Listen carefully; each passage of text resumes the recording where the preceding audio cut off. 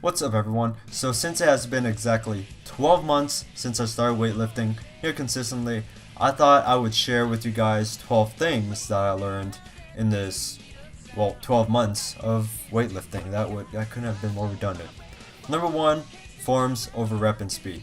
At least with hypertrophy and strength, having proper form and at a steady speed is essential for numerous reasons. Safety, preventing injury, hitting the muscle groups you want to target, putting longer strain on your muscles, etc.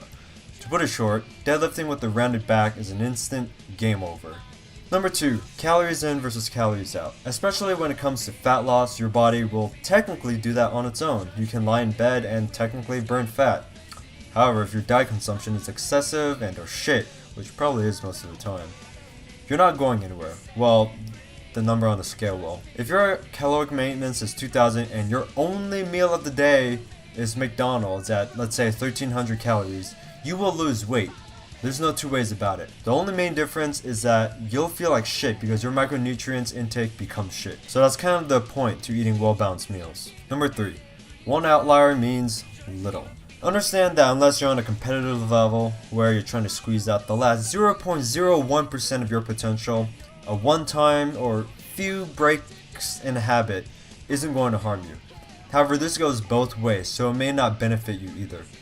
For example, if 20 of your 21 meals of the week have been excellent, healthy, and fitting the macros, and that 21st meal is, let's say, a 10-piece combo from McDonald's, and it goes slightly over your macros, it's not the end of the world, and you can live with it. The other way around is, if you've only just started trying to get fit, and you're expecting grand, overnight results with a few crunches, remember that your body has consistently not been used to exercise, and that you're trying to make that happen to obtain results. In the long run, consistency is the key to results. Number 4, easiest weight loss strategy. Drink water. And by drink water, I mean only water, kind of.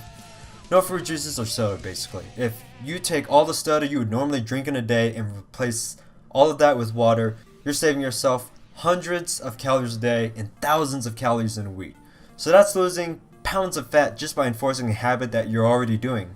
There's many estimates as to how much water you should drink in a day, but considering, there's no calories, a gallon is typically good enough.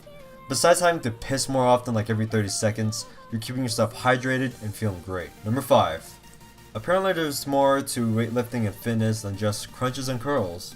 There's also triceps, and chest, and shoulders, and back, and legs. Don't skip leg day. Number 6. People fall out of their New Year's resolutions for so many reasons. They go back to their bad habits after seeing quick results and end up in square one.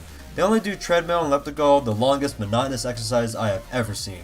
First off, getting fit is not just a change of habit, but it's supposed to be a lifestyle change because you want to actually maintain those results. Second, if you're gonna cardio or run, at least be able to actually move around so the view changes. Third, you have to do quite a bit of it to see results. That's why all the cross-country kids in high school are lean as hell. I'm not going to bash cardio because it actually keeps you healthy and shredded. Unless the weather outside sucks, you can already run outside and you shouldn't pay a gym membership just to do that. Ab workouts are easier to be consistent at because the variety of workouts that keep it interesting. Number 7. Tracking your macros with something like MyFitnessPal is a good idea for everyone starting out or serious about hypertrophy because it will build your sense as to what the food you eat daily contains. At one point, you'll be able to look at chicken and be like, hey, super lean source of protein, and this much contains this much protein. Granted, you probably already know that. Or you see some spaghetti and go, Carb Central City. Most people starting out, myself included, underestimated how many calories were in the servings of food I was eating. After about a year of lifting and tracking my diet, I'm now able to eyeball most of my food because I eat it often. Number 8, fats don't make you fat. That's bullshit. It's eating too much fat that makes you fat. They're twice as dense in calories than carbs and proteins. So stop drinking extra virgin olive oil. Number 9, spot reducing fat isn't a thing. Doing 5,000 crunches isn't going to burn the fat off your stomach. You'll lose fat from throughout your entire body through cutting, proper nutrition, that's like 90% of it, and exercise.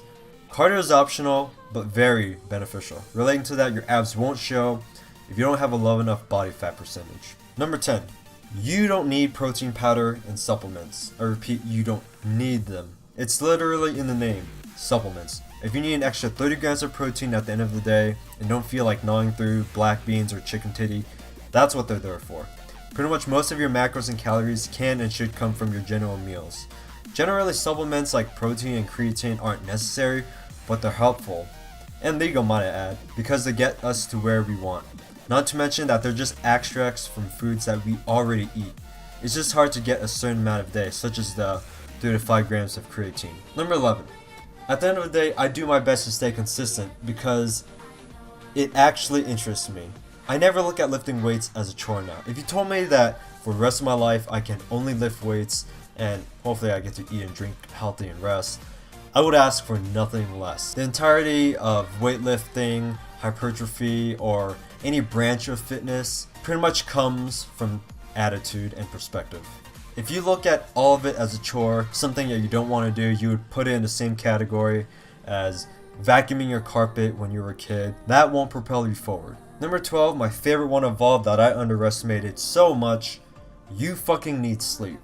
I'm not talking about having one extra rest day, though take it if you actually need it. Putting aside all the jokes and memes about, high school and college students saying, hey, I haven't slept since X months ago and I just had a liter of Monster aside. If you're serious about lifting or being healthy in general, do not underestimate sleep. A lot of the rebuilding of your muscles takes place in your sleep, and the more you break them down at the gym, the more rest you'll need. If you want to train smart like Goku, you need to balance and really rest and sleep. Especially if you're on a cut, sleep deprivation can draw weight from lean muscle mass instead of weight, make you hungrier, both of which you're trying not to do on a cut, and I'll toss a link in the description on the study of that. So thank you guys for watching, and thank you for watching the roughly 1 year of progress in weightlifting. This isn't all the footage that I have. A lot of it's just really terrible and I didn't have good form. Thank you guys for watching, it means a lot if you even made it this far. If not, I understand. I'm definitely continuing this journey on weightlifting. It has done a lot for me. If I had to summarize it with one word, it would have to be enlightening. I've learned so much about myself, what my body is capable of, and I'm looking forward to pushing it further. So, once again, thanks for watching, and I'll see you guys in the next video.